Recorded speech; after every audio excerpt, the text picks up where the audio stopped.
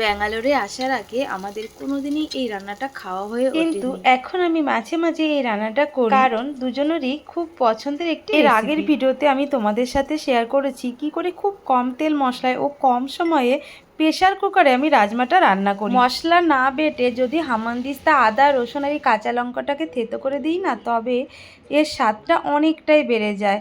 আর শেষে অবশ্যই ঘি অ্যাড করেছি আর দিয়েছি বাড়ির টবে তৈরি দেশি ধনেপাতা। মাঝে মাঝে মুখের স্বাদের একটু বদল আনতে এইভাবে রাজমাটাকে আমি রান্না করি। আর এর সাথে রয়েছে আজকে স্পেশাল রাইস। প্রথমে ঘিয়ের মধ্যে গোটা গরম মশলা ফোড়ন দিয়ে গাজর আর ক্যাপসিকামটাকে ভেজে নিয়েছি। এখন আধ ঘন্টা আগে ভিজিয়ে রাখা দেরাদুন রাইসটাকে জল ঝরিয়ে নিয়ে 2-3 মিনিট মতো ভেজে নিতে হবে।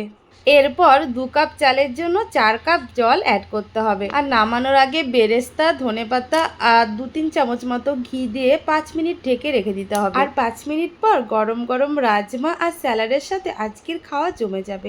ভালো খাও, সুস্থ থেকো।